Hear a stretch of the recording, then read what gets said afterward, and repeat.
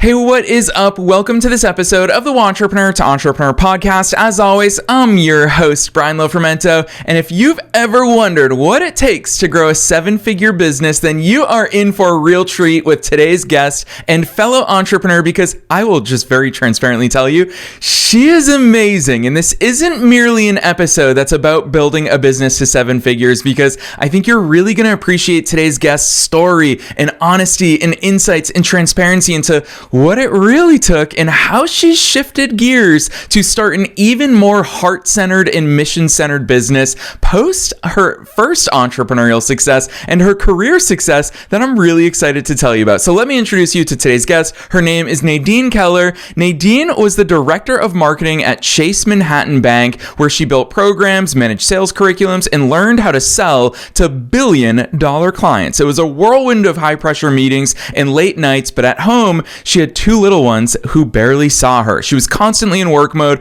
trying to keep it all together, and that's why she realized, I want freedom. I want to take the leap to entrepreneurship. So she started her own consulting business, helping get big corporations close major deals. Initially, it wasn't as easy as she'd hoped, which I think we all find in our entrepreneurial journeys. She struggled to find her footing, working harder than ever and barely scraping by, but eventually she figured it out and scaled her business to over seven figures. You might guess that's why she's here today, but the truth is, always, life and business throws us curveballs. When the pandemic hit, tragedy struck for Nadine. She lost her husband unexpectedly and found herself questioning everything, particularly the legacy that she wanted to leave behind. She realized that for 18 years, she poured her energy into making wealthy men and wealthy institutions even wealthier. And while she loved her work, she knew it wasn't her true purpose. And that's why I am so in love with her business that she runs today, because she helps women like herself 20 years ago build and scale a business by leading with heart. She interviewed 100 female entrepreneurs, and she developed a program called the Precision Sales Accelerator, which helps women in service businesses scale their businesses without sacrificing the things that matter most. We are all in for a real treat today, so I'm not going to say anything else. Let's dive straight into my interview with Nadine Keller.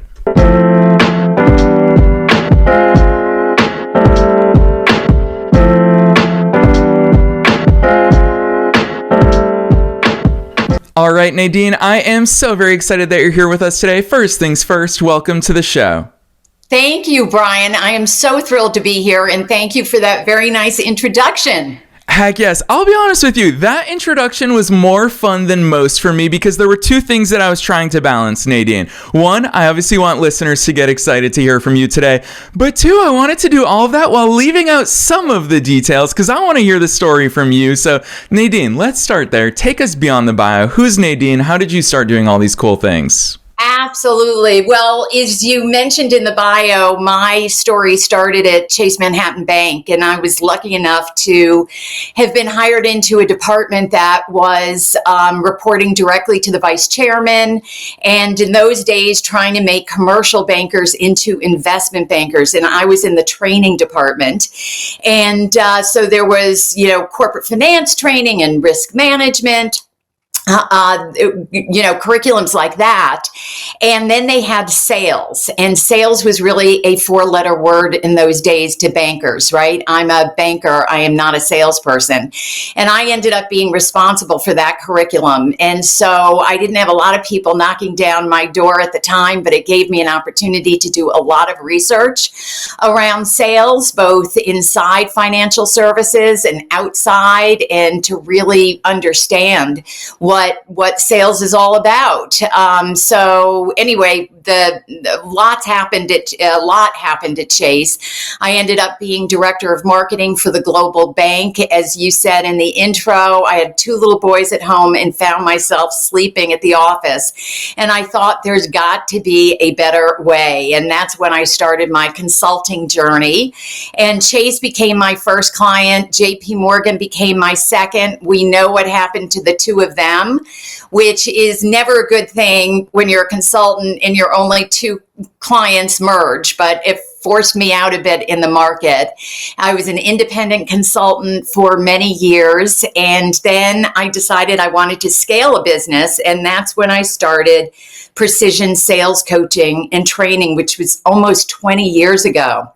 And there were ups and downs and all arounds with that, with, market crashes and moratoriums on consultants and all of that. There were a lot of storms to weather. And in those days, there weren't a lot of people like me helping people like me. So I had to figure it out on my own, and eventually I did, and I was able to scale the business. But as you said in the intro, I decided during the pandemic that I wanted to. My husband's death got me questioning my legacy. And I thought, I really want to help women succeed in business, and women like I was 20 years ago. And that's when we started the Precision Sales Accelerator. And I got to tell you, I love every minute of it. I feel like, and my partner, Linda, Knox as well, we talk about it all the time, that we are definitely living our purpose, and it feels great. Yes, I love that overview, Nadine. Obviously, so much good entrepreneurial energy in your life, and really so much of that comes with impact, which you talk about your legacy, and it's so clear to me that this is bigger than work for you. It's so much bigger than that. And I would argue that that experience that you had of how hard your entrepreneurial start was, obviously that plays so much into the way that you see the world, the way that you see entrepreneurship, and really your commitment to service there. I love the fact that your bio calls it out. It wasn't as easy as you expected it to be. Take us back to that moment, because obviously there are so many inflection points in any and all of our journeys, but what did that difficult beginning look like? Because it's a harsh reality that people don't expect, but we all inevitably face. And then what were some of those inflection points that really transformed that journey? Sure. So I have this one story where it was very early in the business. And in fact, it was our potential for I think it was a $250,000 deal. So it would have been the first client, and it was Bank of America. And I'm sorry, it wasn't. It was, I'm trying to think who it was. Anyway, give me a second on that one. But I think I put it out of my mind. That's how painful this experience was. But we were awarded the business. We were so excited. We were going into New York. A colleague of mine who was helping me on the project. And we are on our way to kind of just seal the deal. And I look at the gentleman across from me who has a newspaper opened, and the company that I was working for, or thought I would be working for, there was an announcement of a merger, a takeover. And I knew in that moment that deal was done, and got off the train actually in Stamford, Connecticut, and took the train back. And so it's those things that are out of your control that are so devastating, and really sticking with it is so important. And in those days too, there wasn't a lot in terms of LinkedIn, or LinkedIn was at the early days. And so I was writing handwritten postcards to large organizations, hoping that they would give me, 5 or 10 minutes on the phone. But I think one of the biggest lessons that I learned, and we talk about this all the time with women entrepreneurs, is you really have to niche. And I learned that the hard way. As soon as I niched down to the large insurance companies who were record keepers for like 401ks, I niched down into that area almost by accident, and ended up helping with deal strategy on billion-dollar deals. And I became known in that industry. And that niching allowed me to double my fees off the bat. It also attracted Wiley publishers to come to me to write a book, which was very unusual in the day. So niching is really, really important. And that was the turning point for me. As soon as I did that, the business took off, and I was able to establish authority in that niche. Yeah, I want to talk about that more, Nadine, because on so many business podcasts and in any business content in general, we've always heard that phrase of the riches are in the niches. And everyone hears that advice, but so frequently when I interview amazing entrepreneurs like you, Nadine, niching down was not a conscious choice. You say that you niche down by accident, and having heard that as many times as I have, at this point, I really give credit to entrepreneurs like you. And when you say by accident, well, the truth is, part of the reality is that you were open to it. And you had the eyes and the vision and the awareness to say, oh, this is an opportunity. Let me go into it.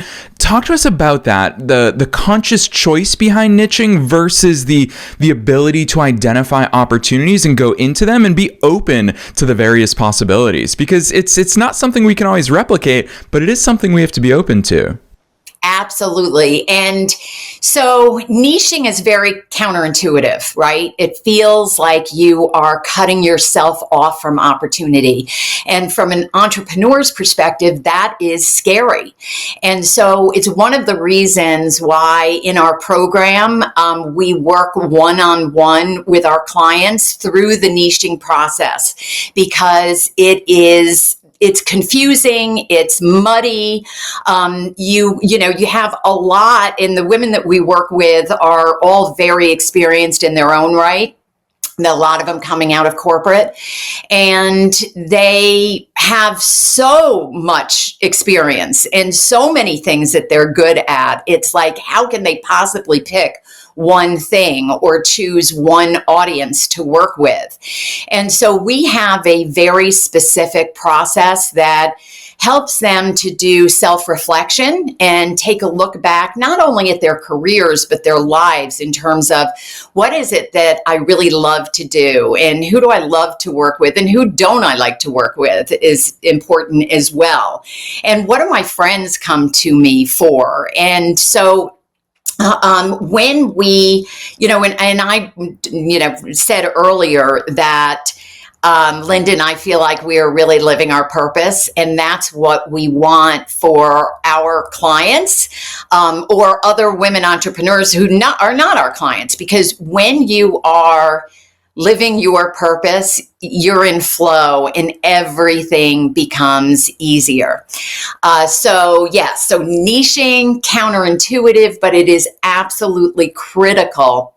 And as you said, being open. And I'm also a big believer in intuition and, spending some silent time to really reflect.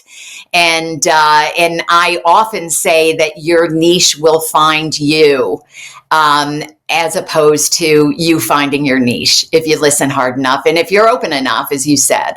Ooh, so well said, Nadine. And you talk about being in flow. It's something that people always ask me. Everyone knows that I usually do 8 interviews every single Tuesday, and people assume that by the 8th, I must be exhausted. And the truth is the exact opposite, where I'm just like, I get more and more energy. And that's how I'm constantly reminded, this is what I'm meant to be doing. And it wasn't until I really stepped into what I'm meant to be doing that I didn't realize I had this amount of energy in the tank every single day. And I think that that's so key. And I love the fact that we have to trust that our niche is going to find us. And you call it, reflecting. I call it taking inventory. Nadine, it's something I do with myself every Sunday when I go to a coffee shop, is I say, all right, it's time to take inventory of life, of business, of relationships, of everything. And I think that creating that space is so important, but also getting that external perspective, which I have the great luxury of doing that. I talk to entrepreneurs for a living. Nadine, it really stands out to me that as you were developing your program, or even leading up to you developing it, you interviewed over 100 women entrepreneurs.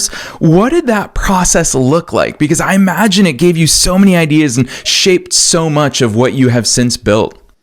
So much. And I think that some entrepreneurs make the mistake of build it and they will come. So this, doing these interviews, these market research interviews, really gave us insight. Of course, I had my own experience, but everybody has a different experience. And we were able to see a lot of trends and build a program that really hit exactly what women entrepreneurs are looking for. So some of the themes that came from those interviews were things like many women have a real disdain for selling because they feel like they have to be pushy or salesy in order to be successful. And we've been forced to some extent to operate within masculine business models. And nobody's at fault for that, right? It's just the way the world worked. And it was men who built these models because women were not involved. And as a result of that, it often leaves women feeling inauthentic and ingenuine. So we heard a lot of stories like that. There's also a lot of baggage that women bring to the table, whether it's from the institutions that we've been in or the way that we've been brought up. An example of that would be pricing. Women underprice themselves by 28% compared to their male counterparts offering the exact same service, right? Also, speaking of money, women get uncomfortable talking about money.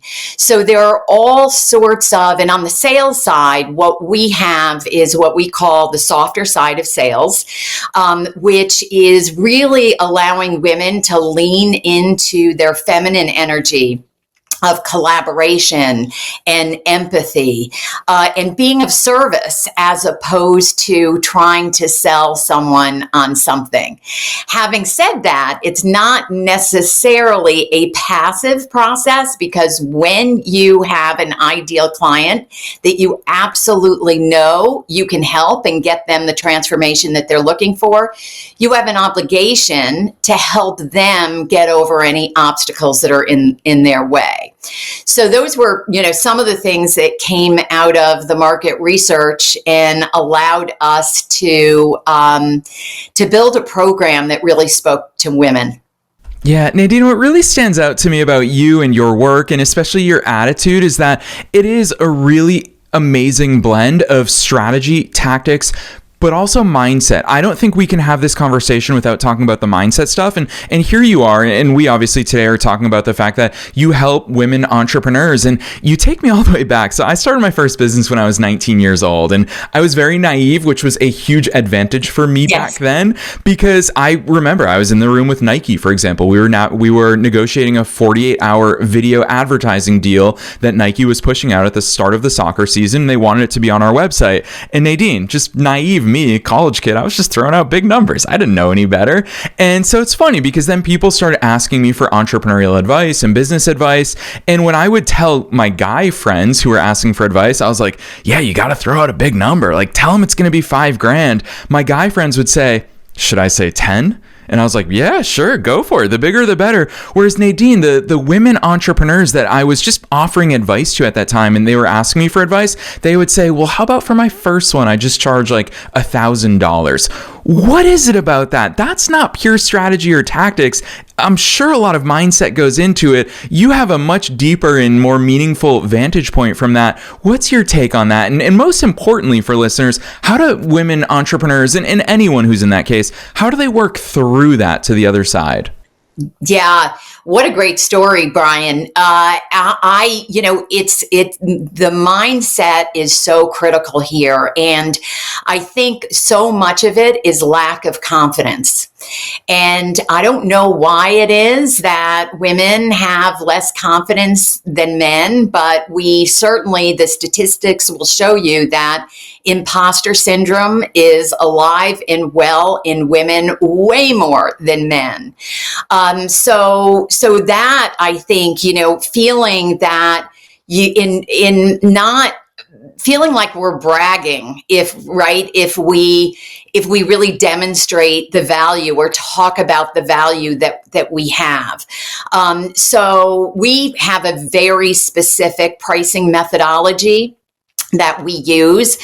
So many entrepreneurs in the service businesses, and we work with coaches and consultants, will price their services based on the time that they spend in something. And not think about the value. And so what we do is we really unpack the value and we look at it from both a qualitative perspective and a quantitative perspective. And we look at things like the implications. If this client were to do nothing, what are the implications there?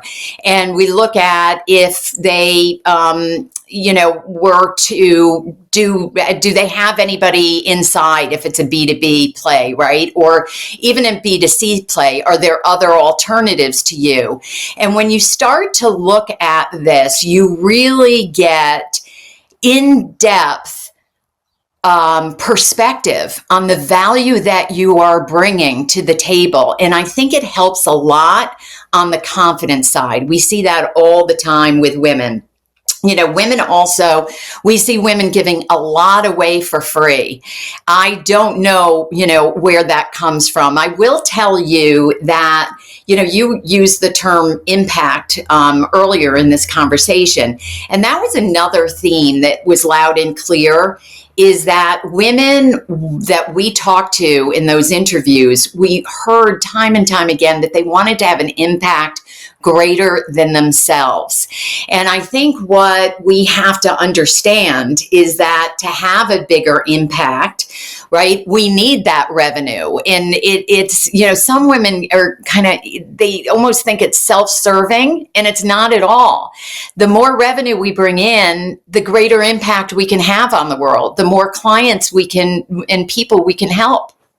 Yeah, so well said. It's funny, Nadine. Today I woke up and I decided to wear this shirt, it says Through Entrepreneurship on it, which is the name of the nonprofit that I launched earlier in 2025. And we apply that title, nonprofit. It's 501c3 status from the IRS.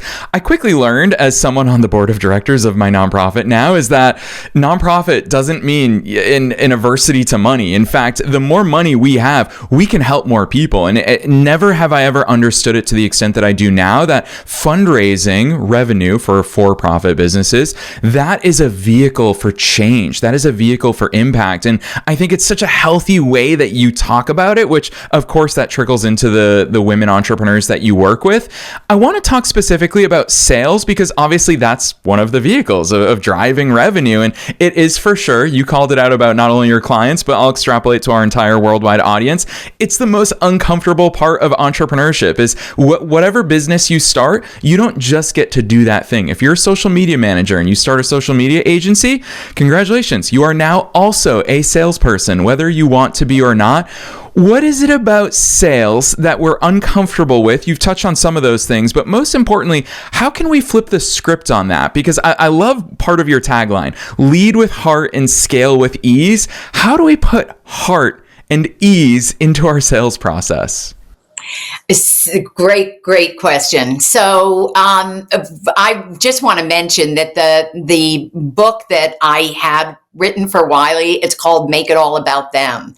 And that is what changes everything. If we can go into a sales conversation with the true intent to understand the person that we're talking to understand not only the problems and the pain that they're facing, but what are their aspirations?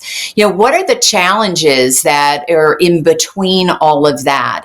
And if we can have the intention, the genuine intention to help them, then it releases all of that fear that we have around selling, and we don't feel salesy or pushy because we do in fact feel like we are in service. The other thing that is easier said than done is really having a sense of detachment in the sales conversation. So what I mean by that is the intention, go in with the intention to, again, help or serve as opposed to close this sale.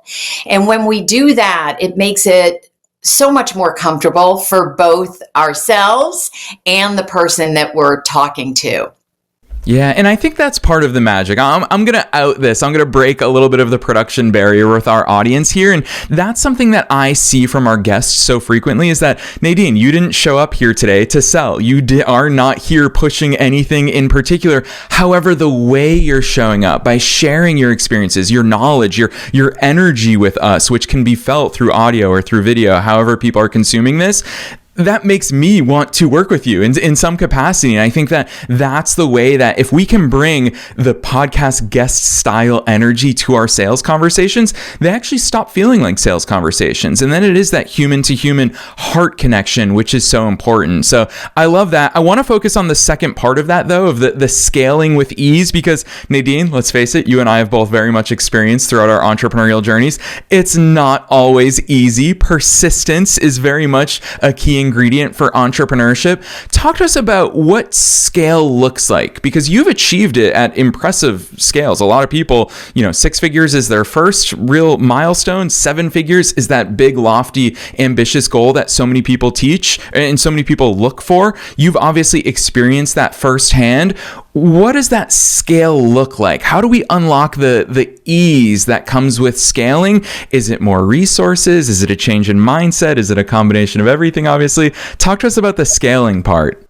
Sure. So many entrepreneurs come to us after they may have left corporate, for example, and they start a consulting or coaching practice, and all is going well, except they hit a revenue plateau and they can't figure out why. And it is always because the foundation is not strong enough in order to scale a business. And when I'm talking about foundation, I'm talking about a couple things. Number one is niching and understanding your ideal client inside and out. Number two is your offer and your pricing. So the offer needs to be transformative enough in order to get your client what they are looking for. And it's funny, I had one woman who I was doing a kind of a coaching conversation with. She wasn't a part of our program, but she said that her clients were not renewing. And I said, why do you think that is? And she said, because my program is not long enough for them to actually see the benefit of it. And she was a marketer. And I said, why not? And she said, well, I'm afraid of the pricing, right? That I'm not going to be able to close it for an entire year because that's what they needed to see the transformation. So I said to her, you got to change that, right? And the very next day, I got an email from her saying, thank you so much. I extended the program to a year and I just closed my first client with that. So the offer, that's what I mean about the offer needs to be transformative enough. The pricing has to represent the value. And then your messaging is absolutely critical. And that's why niching is so valuable in understanding your client, because you want your clients, whether they're interacting with you in conversation or with your website, to say, oh my gosh, she really gets me, right? So that messaging, what we call magnetic messaging, absolutely has to be solid. And then finally is lead generation. And so we see a lot of entrepreneurs out there who rely on their networks or referrals. And if you're doing that, it's just not enough to build a business. I did that myself in the early days. So there are 3 things about lead generation that are critical. Number one, you have to have a strategy. We see a lot of women kind of being very active around it, but not with an umbrella strategy.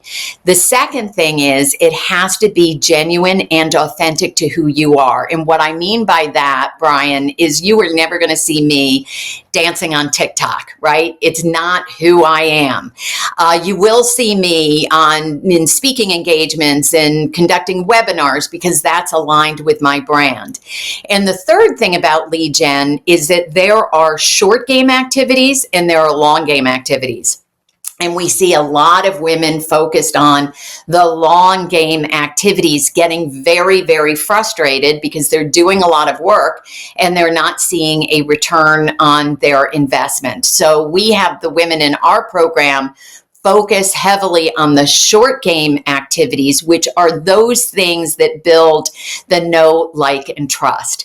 So in answer to your question, how do you scale? It all begins with that foundation.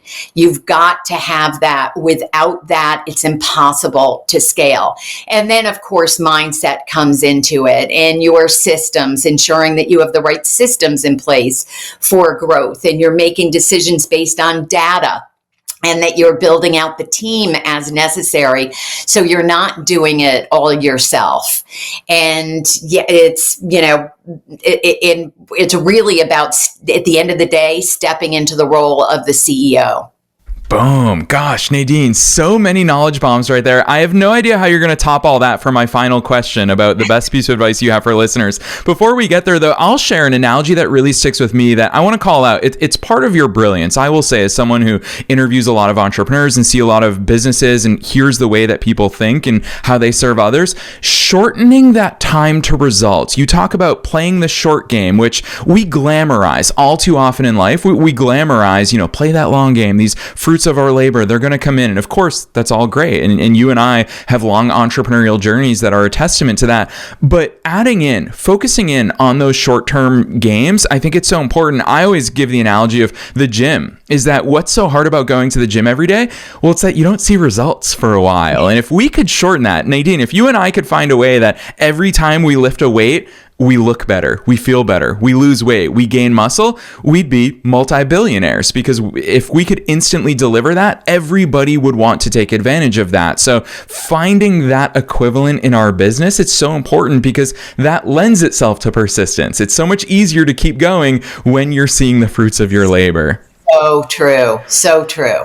Yeah, so I love that part of your approach. But like I said, this last question, no idea how you're going to answer it. And that is, what's your best piece of advice for listeners? We've talked about so many very valuable things here today. And obviously, we're being listened to by both entrepreneurs and entrepreneurs at all different levels of their own growth journeys. So Nadine, with your entrepreneurial hat on, as one of us, as a fellow entrepreneur, what's that one piece of advice you want to leave them with today? Okay, I might have to do two if that's okay. One is get help. So I did not do that when I started. As I said, there wasn't anybody, coaching was not big in those days. And now there are a lot of resources. And some women come to us and they're beating themselves up because they're not happy with the success that they've had. And, why would you? Nobody is born with it necessarily. And there is a lot of great people out there helping entrepreneurs accelerate their businesses. So that would be one thing. The second is that the entrepreneurial journey is a lonely journey. So make sure you have community that you can celebrate those wins with, right? It's not just about, the muscle stories, seeing the muscles that you're building, but it is celebrating that you went to the gym, for example. So I snuck in two there, Brian. I hope that's okay. Hey, we'll take two from you. Absolutely love that bonus. And the good thing is time flew by with you here today, but I love the fact that you've already brought up the fact that you have a book. So listeners, if you're thinking to yourself, I want more Nadine, as all of us do, well, she's got a book. She's going to drop all her links in just a minute here. So this doesn't need to be the end of your journey with Nadine. It very much can be the beginning. So Nadine, drop those links on listeners for those who want to go deeper into all the wonderful things that you're doing and you're putting into the world. Where should listeners go from here?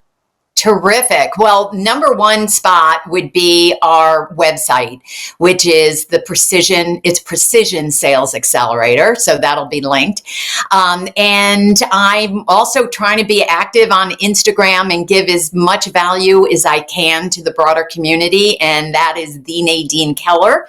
We have a YouTube channel that is also the Nadine Keller that is relatively new.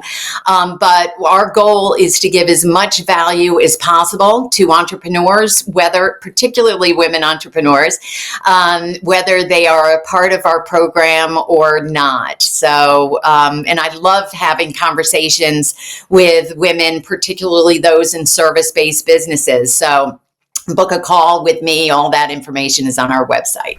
Yes, and listeners, you already know the drill. We're making it as easy as possible for you to find those links down below in the show notes. No matter where it is that you're tuning into today's episode, you will not find Nadine dancing on her Instagram to viral TikTok trends, but you will find her dropping knowledge bombs just like she did here today. So if you're on the go, no worries about remembering any of those links. Click right on through from the show notes. Otherwise, Nadine, on behalf of myself and all the listeners worldwide, thanks so much for coming on the show today.